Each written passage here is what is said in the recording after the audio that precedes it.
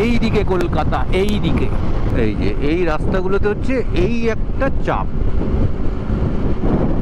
ভাইপোরা হঠাৎ হঠাৎ করে আশেপাশ থেকে বেরিয়ে পড়ে। আবার সমস্যা হচ্ছে ভাইপোরা একা থাকে না, সঙ্গে আবার একাধিক ভাইপো ভাইজি নিয়ে বেরোয়। এই পথ যদি না শেষ হয়, এই গানটা যদি কেউ করে আমি তাকে খুন করে ফেলবো। এখন আমি চাই ইমিডিয়েট পথটা শেষ হোক, আমি বাড়িতে গিয়ে আলু সেদ্ধ ভাত খাই। সে কোন কোন জায়গায় ব্যথা নেই যদি কেউ জিজ্ঞেস করে, সেই লিস্ট ছোট হবে। এই হচ্ছে কানপুর আর ইটোয়া সোজা যাচ্ছে এই রাস্তাটা। চলো, কীরকম হাওয়া দিচ্ছে দেখুন, এরকম ধুলো উঠছে, প্রচণ্ড জোরে হাওয়া দিচ্ছে, ফলে রাস্তায় বাইক চালানোর সময় একটা অদ্ভুত ইমব্যালেন্স চলে আসছে বাইকের মধ্যে। এখানে হচ্ছে 94.56, হরিয়ানার থেকেও কম। দিজিয়ে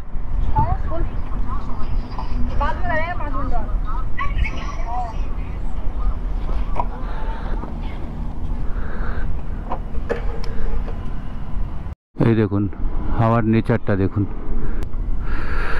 হাওয়া দিচ্ছে আর শোঁ শোঁ করে আওয়াজ হচ্ছে।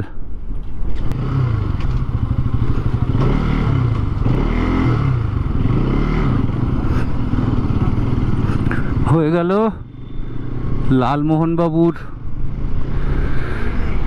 উদয়পুরটি লাঞ্চ।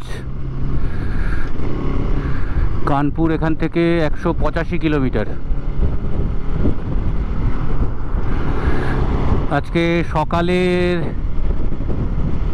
তেল ভরলাম পালওয়ালে, সেখানে ছিল 97 করে, না 95.4।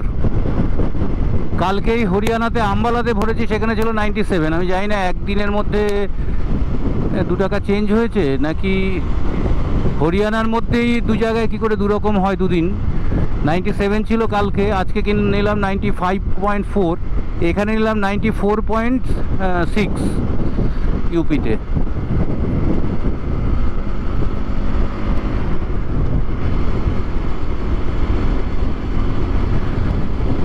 চলুন যাওয়া যাক। জায়গাটার নাম হচ্ছে মিঠেপুর।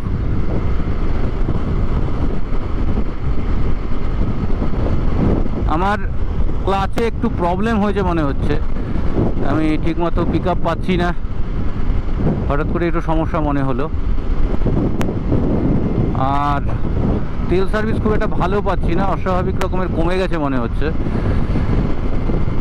দেখা যাক, এইভাবে যেতে হবে বাড়িতে। এখন এখানে সময় দিতে পারবো না, এইভাবেই চলে যাই, তারপর বাড়ি গিয়ে দেখা যাবে। এখন কলকাতা 1177, এটা হচ্ছে পুরনো জিটি রোড, তাই তো বাপি? ওল্ড দিল্লি রোড যেটা, মানে এটা বর্ধমানের পালসিট টালসিট ওখান দিয়ে যাবে, তাই তো?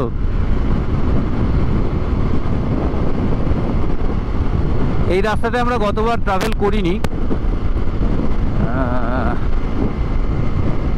না ট্রাভেল করিনি বললে ভুল হবে, এটা দিয়েই তো এসছি আমরা। মোহানি অবধি তো এটাতেই এসছি, তাই তো? হ্যাঁ, এটাতে আমরা মোহানিয়া অবধি এসছি, তারপর আমরা পূর্বাঞ্চল এক্সপ্রেসওয়েতে ঢুকে গেছিলাম।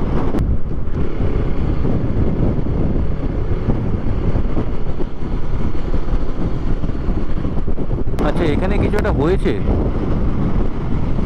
কানপুর 190।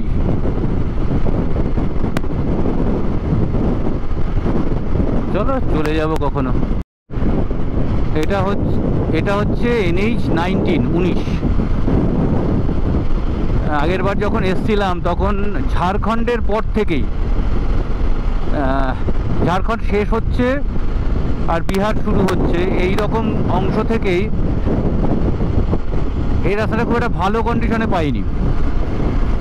মোহানিয়ায় যখন আসলাম তখনও খুব একটা সুবিধের ছিল না, মানে বেশ কিছু জায়গাতে কাজ হচ্ছিল, ডাইভারশন ছিল, যে সমস্ত জায়গায় যাওয়া যাচ্ছিল সেটাও বেশ এবড়ো খেবড়ো গর্ত ভরা ছিল। তারপর শুনেছিলাম যে এই রাস্তাটার অনেক ডেভেলপমেন্ট হয়েছে, ইমপ্রুভমেন্ট হয়েছে, রাস্তা ভালো হয়েছে। তো এখন দেখছি সত্যিই ভালো হয়েছে, যথেষ্ট ভালো হয়েছে রাস্তা। আর আজকে লাকিলি রাস্তাটা যথেষ্ট ফাঁকাও পাচ্ছি এখনো অবধি।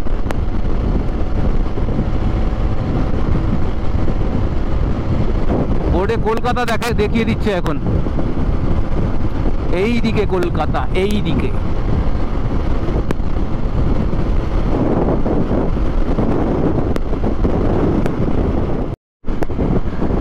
বৃষ্টি হচ্ছে, শুরু হয়ে গেছে বৃষ্টি। ইটোয়া শহর থেকে আমরা এখনো 3-4 কিলোমিটার মতন দূরে রয়েছি। হয়তো গোপ্রো ঢোকাতে হবে। এই ওপরের মেঘটাই বৃষ্টি হচ্ছে।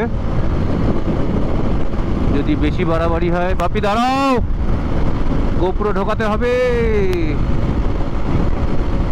নাকি বেরোবে?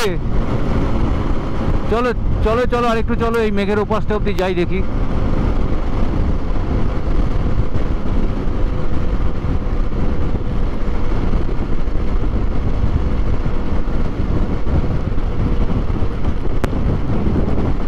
হ্যাঁ,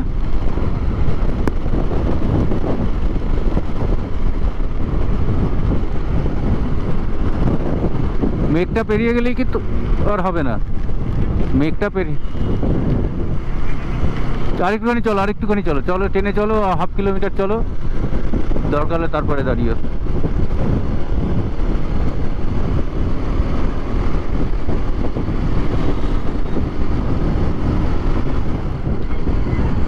এই রাস্তাটা হচ্ছে ইটোয়া শহরে যাচ্ছে। এই যে বাইকটা বেরোচ্ছে, এই রাস্তাটা ইটোয়া শহরে যাচ্ছে, আর কানপুর এই সোজা। সুতরাং আমরা সোজাই যাব। এই যে জোম্যাটোর ডেলিভারি যাচ্ছে, সুইগির, এটা হচ্ছে ইটোয়া যাওয়ার রাস্তা।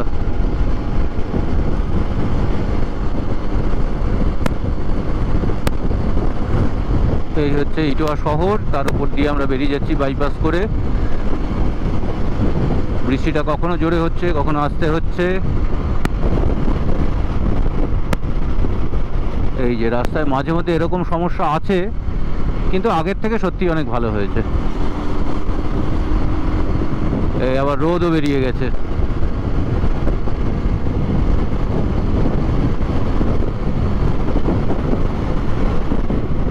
Thank you for your visit, please visit again. ঠিক আছে, দেখছি এত করে যখন বলছেন, আসবো না একবার।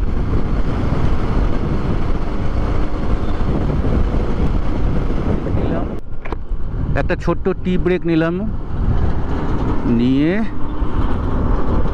আবার আমরা এগোচ্ছি। কানপুর এখনও 150 কিলোমিটারের মতন বাকি। প্রচণ্ড মেঘ করে আছে আকাশে। এই যে দেখুন কি অবস্থা। কোথায় গিয়ে বৃষ্টিতে পড়বো জানি না। টিপটিপ করে পড়ছে, কিন্তু চালানো যাচ্ছে। এবার চালানো যাবে না, এরকম ভয়ঙ্কর বৃষ্টি হয়ে যাওয়ার একটা চান্স দেখতে পাচ্ছি। প্রচণ্ড মেঘ, প্রচণ্ড মেঘ। দেখি কত দূর যাওয়া যায়।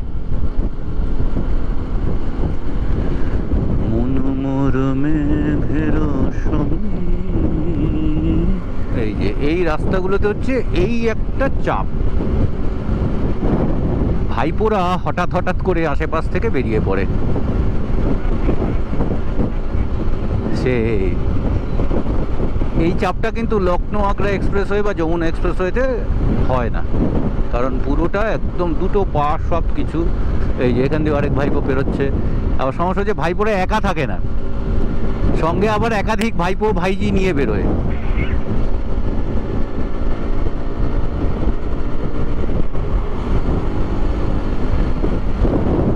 কাকারাও কম যায় না, যে ধুমধাম পেরিয়ে চলে যায়। কিন্তু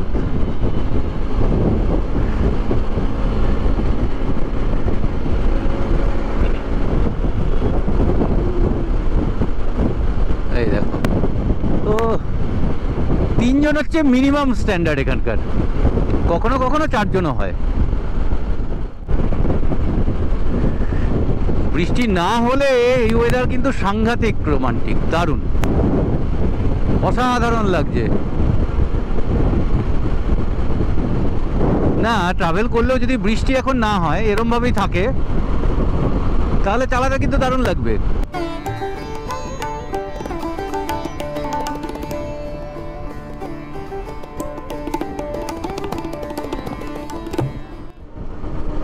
হ্যাঁ, আচ্ছা বাপি, এখন যদি তোমাকে জিজ্ঞেস করা হয় যে কোন গানটা শুনলে তোমার সব থেকে রাগ হবে, কি বলবে? হ্যাঁ, কোন গান শুনলে খুব রাগ হবে এখন?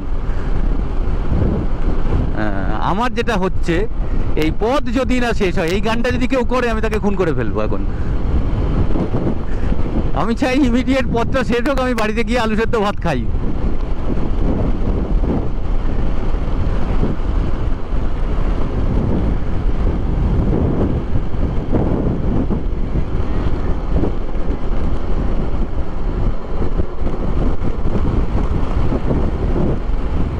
আর যে গানটা সব থেকে বেশি মনে পড়ছে সেটা হচ্ছে তোর কোন কোন জায়গায় ব্যথা গো, এত ব্যথা এত ব্যথা, আহা আহা আহা হা। দেখো ধান খেতে ছাগলগুলো কি অসাধারণ লাগছে, তার মধ্যে এরকম মেঘ, ফটোগ্রাফির জন্য কিন্তু দারুণ। একটা লম্বা বড় ছাতা নিয়ে বেরোতে হবে যাতে জলটা না পড়ে।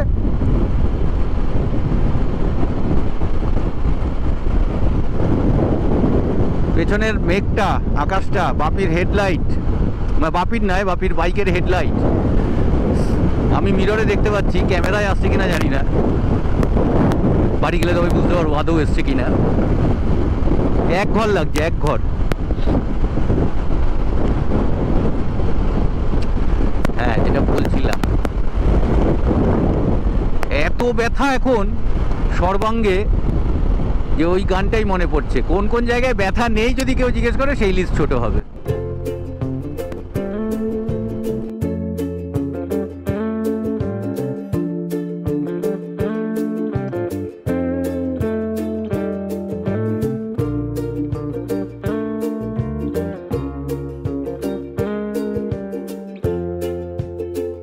সামনে বৃষ্টিটা দেখুন, কিচ্ছু দেখা যাচ্ছে না। এবার গোপ্রো বন্ধ করতে হবে, এই চলে এসছে।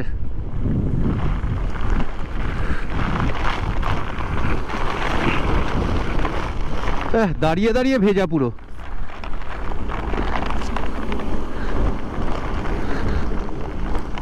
একদম 2-3 মিনিটের বৃষ্টিতে আমাদের পুরো নাজেহাল করে দিয়েছে। এখন আবার একদম পরিষ্কার হয়ে গেছে, সামনের দিকটা নীল আকাশ দেখা যাচ্ছে, আর ডান দিকে খানিকটা জায়গায় ঘন মেঘ আছে, ওখানে হয়তো বৃষ্টি হচ্ছে বা হবে। গোপ্রোটা হেলমেট থেকে খুলে ব্যাগে ঢোকানোর আগেই সব ভিজে গেছে। আর এদিকে রেনকোট বার করে যে পরবো সেই সুযোগটা পাইনি। দেখুন এই পরিমাণ হাওয়া এখনও দিচ্ছে, দাঁড়িয়ে থাকাটাও একটা কষ্টকর মনে হয়।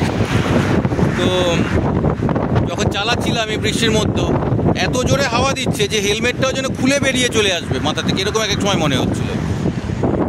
রোদটা পড়েছে, এখানে ধানের ক্ষেত, এখানে জোয়ার বা এখানে ভুট্টার ক্ষেত, কি অদ্ভুত লাগছে।